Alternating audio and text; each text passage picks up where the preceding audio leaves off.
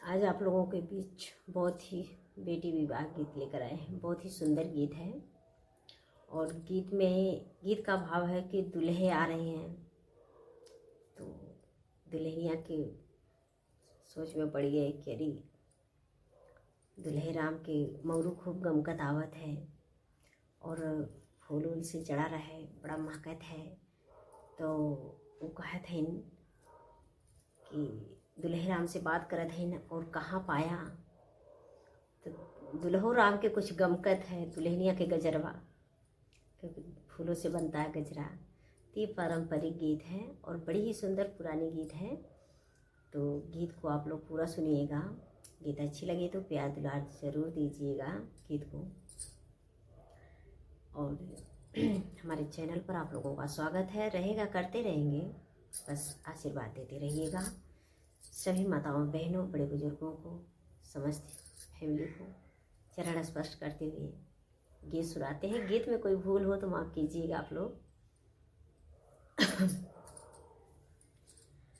ब्याह न चलन दुल्हे कवन रामा, दुल्हे कवन राम। अरे गमकत माउरुआ के झोंपरे लाला नवा। अरे गमकत माउरुआ के झोंपरे लाला नवा। जब दुल्हे राम पहुँचे अपने ससुरारिया, अपने ससुरारिया। अरे दुल्हन देई डरैली पुकार रे लाला नवा। अरे दुल्हन देई डरैली पुकार रे लाला नवा। कहाँ से लैला प्रभु सुंदर माउरुआ, अरे सुंदर माउरुआ। अरे कहाँ पौला गमकत फूल रे लाला नवा। अरे कहाँ पवला गमकत फूल रे लाला नवा। मन मुस्काई बोले दुल्हे कवन रामा, दुल्हे कवन राम।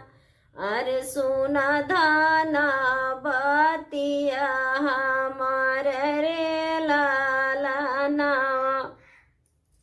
अरे सुना धाना बतिया हमार रे लाला नवा।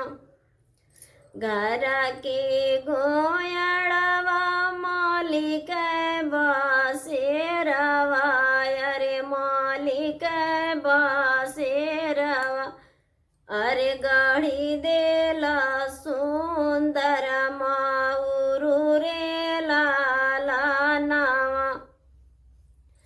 अरे गाड़ी देला सुंदर माउरू रे लाला नवा। गमकत फूल माली के बिटिया लगावली, बिटिया लगावली। अरे जैसे मोर बचपन कयारी रे लाला नवा।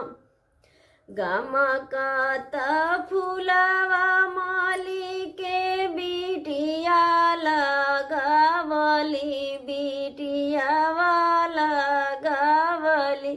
अरे जैसे मोर बचपन कयारी रे लाला नवा। अरे जैसे मोर बचपन कयारी रे लाला नवा। कहाँ तू पौलू धान गमकत गजरावा। दुल्हो राम सवाल कही ने। कहाँ तू पौलू धान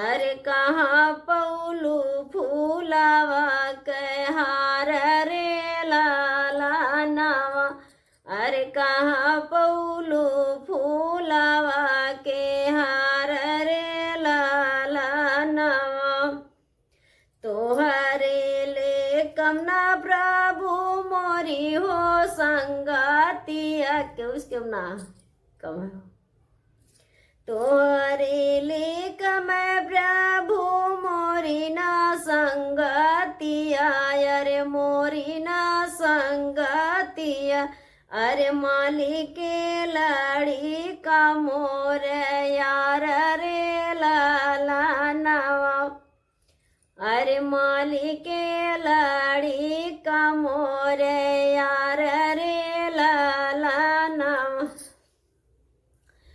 माली जे गढ़ल मोर गजड़ा करू पावा अरे गजड़ा करू पावा अरे लाड़ी का गुथा राती हार रे लाला नवा अरे लाड़ी का गुथी देल हार रे लाला नवा। जय हिंद जय भारत।